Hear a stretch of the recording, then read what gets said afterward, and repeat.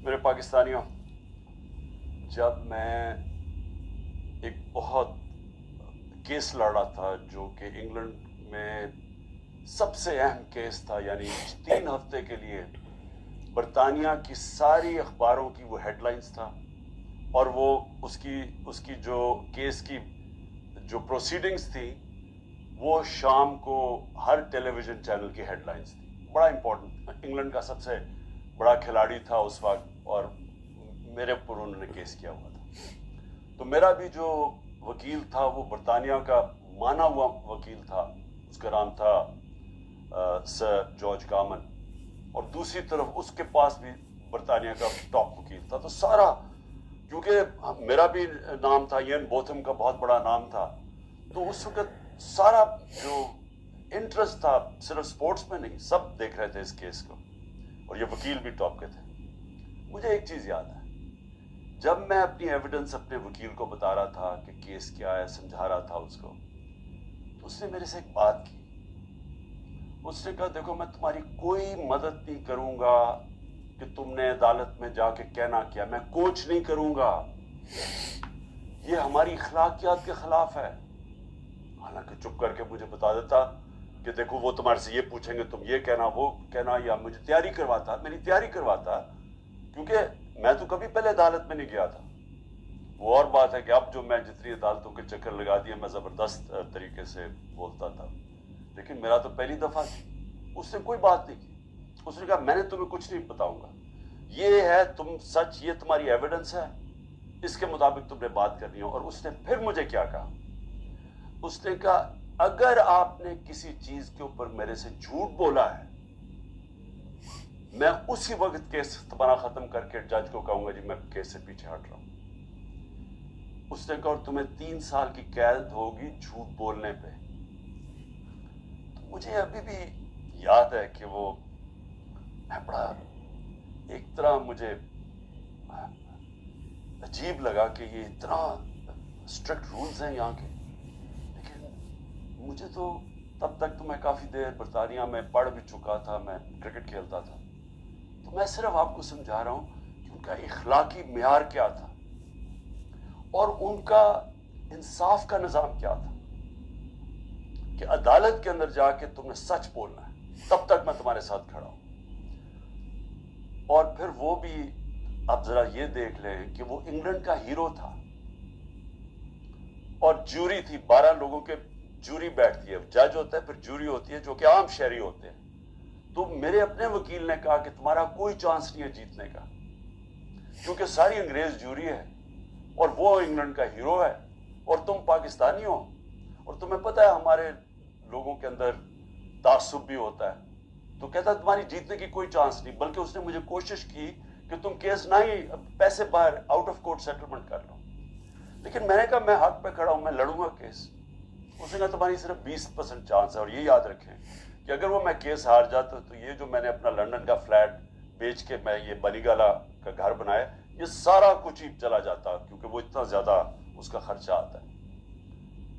तो मैं आपको आज ये कहना चाहता हूं कि वो माशरे आज खुशहाल, और वो माशरे जिधर आज हमारे लोग किश्तियों में डूब डूब के पहुंचने की कोशिश करते हैं, यानी जिंदगी का दौड़ पे लगा के, यानी समुद्र में डूब जाते हैं लेकिन वो पहुंचना चाहते हैं उन मुल्कों में, तो उसकी वजह ये नहीं है कि वहां वसाइल ज्यादा हैं। उसकी वजह यह है कि वो हमारी से इखलाकियात पे, उनके मॉरल वैल्यूज बहुत ज्यादा है, वहां इंसाफ का निजाम है, जो मैं बार बार मैंने तो पार्टी शुरू ही है कि वो जब मैंने देखा उधर, जो मैंने उनके जो मुल्क देखे, तब मैंने फैसला किया कि हम तो तबाह हो जाएंगे, क्योंकि वो इतने ज्यादा आगे निकल गए हमारे से कि उनकी अखलाकियात, उनका जो अमर बिल मारूफ है, उनका वो हमारे नबी सल्लल्लाहु अलैहि वसल्लम की जो वो रहमतुल आलमीन है ना, जो मेरे नबी की सुन्नत पे चलेगा, कोई भी सुन्नत अडैप्ट करेगा, तो वो तो हर इंसान के लिए आए थे। तो उन्होंने जब कहा था कि तुम्हारे से पहले बड़ी कौमें तबाह हुई, जिधर ताकतवर जब जुर्म करे तो उसको ना पकड़ो और सिर्फ कमजोर को पकड़ो, वो यानी ताकतवर कानून से ऊपर हो। अब उसूलन उसको जीत जाना चाहिए था, کیونکہ میں تو پاکستانی تھا, وہ برطانیہ کا ہیرو تھا. لیکن انصاف کا نظام یہ تھا کہ پاکستانی جا کے وہاں کیس جیت جاتا ہے. اور یاد رکھیں کہ یہ وہ ایک روایت مدینہ کی ریاست سے ہمارے لیے, تب وہاں ایسا انصاف نہیں تھا. جب مدینہ کی ریاست بنی تو یہ مغربی ممالک میں کوئی انصاف نہیں تھا, وہاں بھی جنگل کا قانون تھا. ہم مسلمانوں کے اندر میرے نبی صلی اللہ علیہ وسلم نے وہ انصاف کا نظام لے کے آئے تھے کہ حضرت علی ایک یہودی شہری سے, جبکہ وہ خلیفہ وقت تھے, کیس ہار جاتے ہیں کیونکہ قاضی ان کے بیٹے کی گواہی قبول نہیں کرتا. سوچے حضرت علی کا کیا مقام ہے. لیکن انصاف کا نظام دیکھیں, اور ایک اقلیت ایک خلیفہ وقت کو سے کیس جیت جاتی ہے. نبی صلی اللہ علیہ وسلم نے اس لیے کہا تھا کہ وہ قومیں تباہ ہو جاتی ہیں. یہ یاد رکھیں کہ ہم تباہی کی طرف جا رہے ہیں کیونکہ طاقتور آج قانون سے اوپر ہے. اور میں اس لیے آپ کو یہ بات چیت اس لیے آج آپ سے کر رہا ہوں, اور میں آپ کو مثالیں دینے لگا ہوں کہ ہو کیا رہے ہیں. ہم تباہی کی طرف جا رہے ہیں کیونکہ میرے نبی نے 1500 سال پہلے کہہ دیا تھا کہ طاقتور قانون چوری کرے تو اس کو بچ جائے, تو جو کمزور ہو وہی صرف جیلوں میں جائے. تو یہ ہو رہا ہے آج پاکستان, ابھی سے نہیں ہو رہا, کافی دیر سے ہے. لیکن اب تو اس انتہا پہ پہنچ گیا ہے کہ ہمیں خوف آنا چاہیے کہ ملک اب جا کدھر رہا ہے. مجھے خوف آ رہا ہے. میں کوئی پالیٹکس کی وجہ سے یہ بات آپ سے نہیں کر رہا, مجھے اپنے ملک کا خوف آ رہا ہے کیونکہ میں نے ملک چھوڑ کے نہیں جانا. لوگ جو بھاگ جاتے ہیں ملک سے, یا جو اپنی, میرے بھی بڑا آسان ہے, اگر میں دنیا میں باہر جاؤں تو میں جا سکتا ہوں, میرے لیے تو عمران خان کے لیے دروازے کھلے ہیں. لیکن عام لوگوں کی میں آج بات کر رہا ہوں, آپ جب سب سن رہے ہیں, کتنے لوگ آپ باہر چلے جائیں گے. تو یہ تو وہ میرے نبی نے جو 1500 سال پہلے کیا, ہم تو وہ تیزی سے ادھر جا رہے ہیں. اور ہمارا وہ آج جو وہاں ہو رہا ہے, خیر اس پیمانے میں تو نہیں پہنچ سکتے کہ میرے نبی نے کہا میری بیٹی نے بھی جرم کیا تو اس کو سزا ملے گی, قانون سے اوپر کوئی نہیں. حضرت ابو بکر نے آتے ساتھ ہی پہلی سٹیٹمنٹ, میں انصاف قائم کروں گا. نیب سے اتنے زیادہ کیس معاف کروا دیے گئے کہ آپ سوچ بھی نہیں سکتے. جس دن سے یہ حکومت آئی ہے, انہوں نے نیب کو استعمال کر کے سارے قانون بدل کر اپنے اوپر جتنے بھی کرپشن کے کیس تھے سب ختم کروائے, اور جس کے اوپر ایک پیسے کا کرپشن کا کوئی کیس نہیں ہے اس کے اوپر کرپشن کا کیس ڈالا جا رہا ہے, اور وہ بھی سامنے. یعنی کہ ایک پیسے کا فائدہ بھی نہیں تھا اس کو. ٹرسٹ میں پیسہ بھی سپریم کورٹ میں رکھا ہوا ہے, اور جو مین آدمی ہے اس کو بلایا بھی نہیں جا رہا ہے. کسی قسم کی کارروائی اس کے خلاف نہیں کی جا رہی ہے. صرف جو ٹرسٹی ہیں, الگ ٹرسٹی کے اوپر کوئی ذمہ داری نہیں آتی, اس کو اس کیس میں پھنسایا جا رہا ہے. ہو سکتا ہے اسی کیس میں اس کی گرفتاری ہو. دوسرے نمبر پہ آپ سوچیں کہ شوکت خانم ایک اتنا بڑا فلائی ادارہ جو دنیا میں ایک نامی گرامی ادارہ ہے, جس کی پوری دنیا عزت کرتی ہے, اس کو بدنام کرنے کی کوشش کی جا رہی ہے. اب نیب کی طرف سے یہ حکم گیا ہے کہ اس کا رجسٹریشن کے جو بھی پیپر شیپر ہیں جو بھی ہے وہ ساتھ لے کے آنا. اب جو ادارہ پوری دنیا میں مشہور ہے, 95% اس میں فری علاج ہوتا ہے, کوئی کسی کی ملکیت نہیں, وہ ایک ٹرسٹ ہے, وہ بھی اور پرائیویٹ ہے, اس کے اوپر بھی نیب جو ہے وہ عمران خان پر کارروائی کر رہا ہے کہ کیونکہ ایسے کام کیوں کرتا ہے عمران خان جو غریب لوگوں کے لیے ہو, جو عام پبلک کے لیے ہو. ایسے کام کیوں کرتا ہے؟ کیونکہ عبد القادر ٹرسٹ جو ہے یہ بھی عام پبلک کے لیے ہے, وہ ایک دینی اور فلاحی طرز کا ایک یونیورسٹی ہے, اس میں غریب لوگ بھی پڑھ سکتے ہیں, امیر بھی پڑھ سکتے ہیں, کوئی بھی پڑھ سکتا ہے. اور یہی بات شوکت خانم کی ہے. شوکت خانم عمران خان نے چندہ جمع کر کے بنائی تھی لاہور والی, تو اس کے اوپر بھی ابھی انہوں نے نیب نے بلایا اور کہا ہے کہ اس کی ساری جو رجسٹریشن ہے وہ ساری لے کے آؤ, اور ساتھ میں یہ بھی حکم دیا ہے کہ آپ اپنے اندرونے اور بیرون ملک جو اثاثے ہیں وہ ان کی ڈیٹیل لے کر آنا. عمران خان کے تو خیر کوئی بیرونی اثاثے نہیں ہیں، لیکن اندرونی اثاثے بھی اتنا جلدی کلیئر نہیں ہوتے. جس طرح نیب کر رہا ہے، نیب کی کوشش ہے کہ کسی طریقے سے عمران خان کو کل کے دن گرفتار کیا جائے. میں اپنے سب پاکستانی دوستوں سے کہتا ہوں کہ خاموش ایک احتجاج ان غلط کاموں کے لیے جو کہ پاکستان کی تباہی کی طرف لے جا رہے ہیں، ان کے لیے ایک خاموش احتجاج ضرور کریں. کیونکہ اگر نہیں کریں گے تو ابھی انہوں نے کوشش کرنی ہے کہ جتنا جلدی ہو سکے ایک تو عمران خان کو گرفتار کرو، دوسرا نائل کرو. یعنی کہ پیچھے سے جو سب سے بڑا ہے، سب سے بڑا جو ہے، یعنی کہ طاقتور اداروں سے بھی بڑا ہے نواز شریف اور مریم نواز. وہ جو حکم دیتا ہے طاقتور ادارے بھی سر تسلیم خان حاضر سر، اور جو وہ حکم دیتا ہے ہر ادارہ اس کی اسی طرح مدد کر رہا ہے. اس لیے پاکستانی عوام کو چاہیے کہ ایک خاموش، یعنی کہ کسی قسم کا کوئی تشدد کسی جگہ بھی نہیں چاہیے. پاکستان ہمارا اپنا ہے، پاکستان کی ہر چیز ہماری اپنی ہے، لیکن ایک خاموش احتجاج تو ہمارا حق ہے. ہم اپنے لیڈر کے لیے یا پاکستان کے لیے یہ کر سکتے ہیں. خاموش احتجاج کا مطلب یہ ہے کہ آپ اگر ریلی بھی کوئی نکالتے ہیں تو پرامن ہونی چاہیے، خاموش ہونی چاہیے، کوئی کسی قسم کی خاص کر کے اداروں کے خلاف کوئی بات نہیں ہونی چاہیے.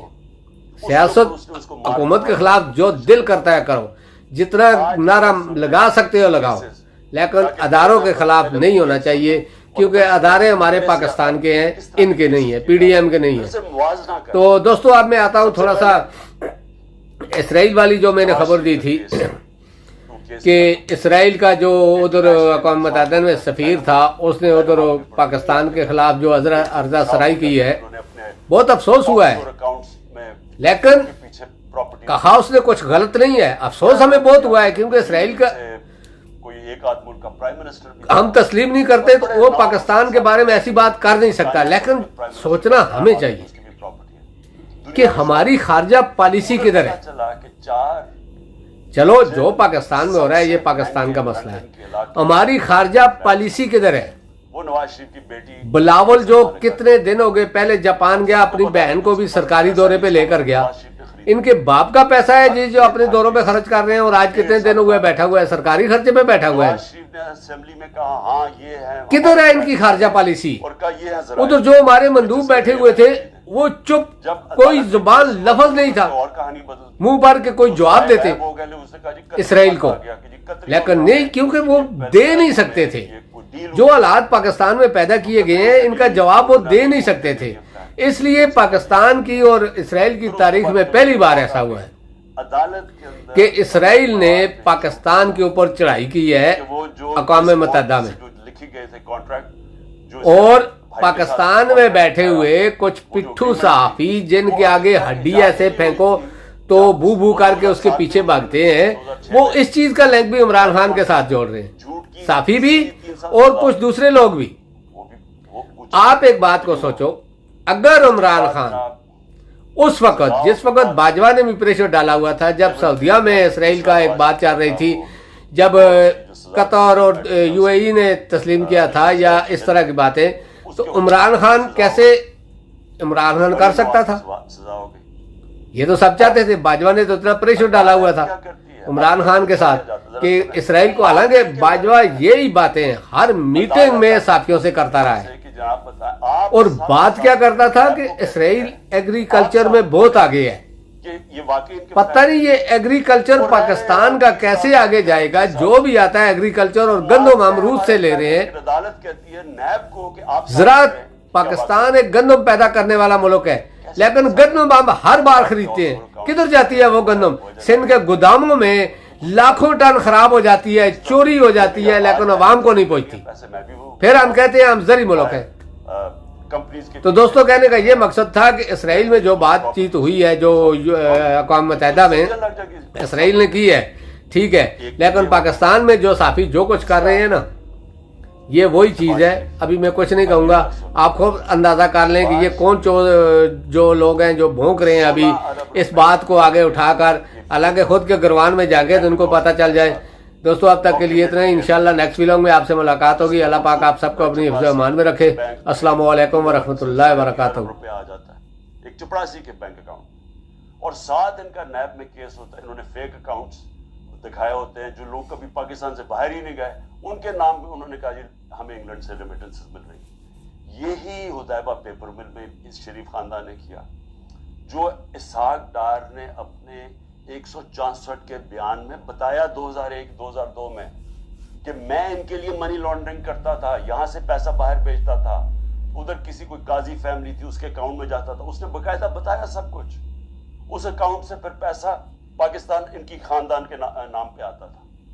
यानी मनी लॉन्ड्रिंग ये हुदैबा पेपर मिल से 25 साल पहले से शुरू की हुई थी। वही शहबाज शरीफ वही पैटर्न किया, वही आसिफ जरदारी के फेक अकाउंट्स में वही पैसे, यहां से फेक अकाउंट से पैसे बाहर भेजो, उधर से दिखाओ कि जी मनी रेमिटेंसेस आए हैं और वहां से पैसा मंगवा लो, बाकी बाहर रख दो। असल पैसा इनका बाहर पड़ा हुआ है, सिर्फ जो पैसे की जरूरत पड़ती है वो मंगवाते हैं। तो ये अब आप ये सुन लें कि ये शहबाज शरीफ का केस था। शहबाज शरीफ भी केस से निकल गया, नवाज शरीफ भी केस से निकल गया।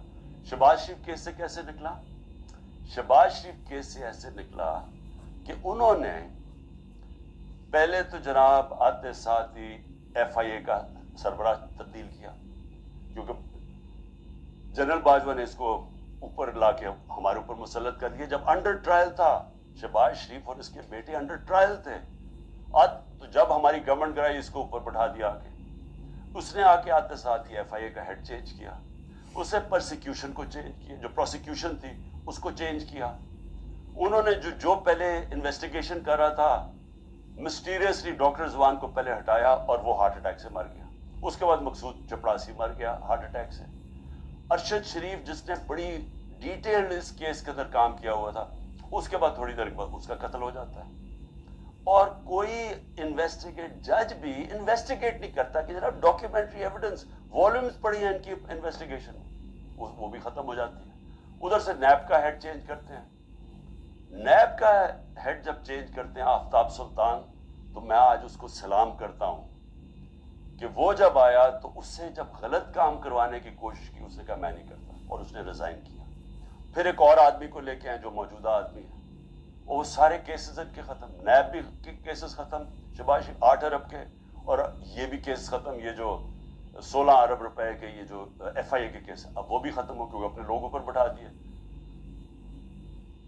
तो उधर वो हो गया। उधर आसिफ जरदारी के फेक अकाउंट्स केसेस थे, वो पहले फ्रीज होते हैं, जनरल बाजवा की डील हो रही होती है आसिफ जरदारी से, पता नहीं क्या डील है, वो करते हैं, वो भी सारा खत्म हो गया। तो जरदारी भी पाक हो गया। जरदारी वो आदमी है जिसको 2 दफा नवाज शरीफ ने जेल में डाला था करप्शन में, और ये हुदैबा पेपर में नवाज शरीफ ने बनाया था, ये जरदारी ने नवाज शरीफ के ऊपर बनाया था। तो ये केसेस पुराने चले आ रहे हैं, हमारे दौर के केसेस नहीं हैं। लेकिन जब हमारा दौर आया तो जनाब नैब थी जनरल बाजवा साहब के नीचे, उसके बाद सारे केसेस रुक गए। और वो तो खैर अब चीजें सामने आई गई हैं कि ख्वाजा आसिफ ने खुद ही कह दिया कि उनसे तो बातचीत उनसे शुरू हो गई थी, तो केसेस उनके कैसे आगे बढ़ रहे थे। लेकिन ये समझ जाएं कि जो आज ऊपर ताकतवर बैठे हुए हैं, इनकी अरबों रुपए के केसेस माफ हुए। और सबसे इंपॉर्टेंट चीज ये है कि ये जब केसेस थे, ये इनकी गवर्नमेंट थी। जो हमजा शहबाज इस मुल्क से भागा है, वो तो जब FIA का केस आया, वो जब हमारी गवर्नमेंट थी। लेकिन जब नवाज शरीफ के बेटे घर या मुल्क से भागे हैं, तब तो इनकी गवर्नमेंट थी, क्योंकि उनसे पूछा कि जनाब ये महंगे महंगे आपकी प्रॉपर्टीज किधर से आई, वो बाहर भाग गए और फिर कहते जी हम तो पाकिस्तानी शहरी नहीं है, हम बरतानिया की शहरी है। इसका मतलब कि इमरान खान अगर प्राइम मिनिस्टर बने, यहां से चोरी करके पैसे भेजता रहे अपने बेटों के सुलेमान और कासिम के अकाउंट्स में, और कहे जी वो तो पाकिस्तानी शहरी नहीं है, तो वो जवाबदेही नहीं है। तो ये बेटे भी बाहर भाग गए, उन्होंने कहा जी हम जवाबदेही नहीं है। उसके बाद दमाद भागता है शहबाज शरीफ का, वो जब नैब उसको करप्शन केस में बुलाती है, वो बाहर भाग जाता है इनकी गवर्नमेंट के नीचे। फिर इनका फाइनेंस मिनिस्टर इसहाक डार मुल्क से बाहर भागता है, जब नैब बुला के पूछते हैं कि जी आपके ये असासे हैं, ये आपके आए किधर से है, ये एकदम आप तेरे मीर कैसे हो गए, वो भी मुल्क से बाहर भाग जाता है इनके दौर में। تو میں سوال پوچھ رہا ہوں کہ میں کیوں نہیں باہر بھاگ رہا؟ ان کے اوپر تو دو کیسز تھے، میرے اوپر تو 180 کیس بن چکے ہیں، میں کیوں نہیں ملک چھوڑ کے بھاگ رہا؟ کیونکہ انہوں نے چوری کی ہوئی تھی، ان کے ایسٹس ہیں، ان کے پاس اربوں روپے کے ایسٹس ہیں جو یہ بتا ہی نہیں سکتے کدھر سے آئے ہیں، اور ملک سے باہر لے کر منی لانڈرنگ کیا، دگنی کرائم ہے۔ اور میں اب آتا ہوں، دو اور چیزیں میں آپ کو کہہ دوں۔ ہمارے 3.5 نیب کے سال میں 480 ارب روپیہ پاکستان نے نیب نے ریکور کیا چوری کا، کرپشن کا، 480 ارب روپیہ۔ اس سے پہلے سارے دور میں نیب نے 280 روپیہ ریکور کیا تھا۔ آج مجھے بتائیں کہ نیب سے کتنا پیسہ نیب نے کتنا پیسہ ریکور کیا؟ 1100 ارب روپیہ ریکور کرنا تھا، آج وہ کوئی پیسہ ریکور نہیں ہو رہا۔ اب نیب کا کام ہے کہ عمران خان کے اوپر کرو، یا جو بھی اب مخالف ہیں ان سے پارٹی چھڑوانے کے لیے یا ان کو ڈرانے کے لیے، اب نیب کا صرف یہ کام رہ گیا۔ نیب جو پاکستان کے اندر، میں پھر سے کہتا ہوں، 480 ارب روپیہ ہمارے دور میں نیب نے ریکور کیا تھا، اور 1100 ارب روپیہ بچا ہوا تھا۔ انہوں نے قانون بدل دیے، ایک قانون بدل کے نیب کا قانون بدل دیا، اس پہ بچ گئے، اور دوسرا اپنا نیب کا ہیڈ بٹھا دیا ہے، جس طرح کے باقی انویسٹیگیٹنگ ایجنسیز کے اپنے لوگ بٹھا دیے۔ میں اب آگے آپ کو ذرا تھوڑا سا اور، کیونکہ بڑا امپورٹنٹ آپ کے لیے سمجھنا کہ آج اس ملک کے ساتھ ہم ہو کیا رہے اور ہم جا کدھر رہے ہیں۔ اس میں آ جائیں کہ اب میرے اوپر کیسز ہیں، میرے اوپر انہوں نے، جس طرح میں نے کہا، 180 کیسز کیے ہوئے ہیں، لیکن میں اب ان میں ذرا آپ کو بتانے لگا ہوں کہ یہ کون سے یہ کیسز، یہ 6 مختلف ٹائپ کیسز میرے اوپر کیے ہوئے ہیں۔ تو میں ذرا سمجھ جائے کہ یہاں اربوں روپے کی چوری ہے، اور 30 سال پرانے سے کیسز ان کے اوپر ہوتے آ رہے ہیں۔ مشرف نے NRO دیا، ادھر بچ گئے۔ آصف زرداری کی کیس تھی، اس نے سرے مال خریدا ہوا تھا، وہ انہوں نے جا کے پورا کیس کر کے، جب وہ بیکا سرے مال، پیسہ پاکستان آنا تھا، NRO دے دیا، وہ پیسہ اپنے پاس رکھ لیا۔ $60 ملین سوئٹزرلینڈ میں پڑے ہوئے تھے، وہ پاکستان نے کیس کیا وہاں، وہ پیسہ پاکستان آنے لگا تھا، NRO دیا، وہ واپس چلے گئے۔ تو حدیبہ پیپر مل تو مشرف کے دور میں اس کے اوپر آگے پیش رفت ہی نہیں ہوئی، جس کے اوپر اسحاق ڈار نے باقاعدہ، پھر سے میں کہہ رہا ہوں، ڈیٹیلز دی ہوئی تھی کہ کیسے وہ منی لانڈرنگ کرتا تھا ان کے لیے۔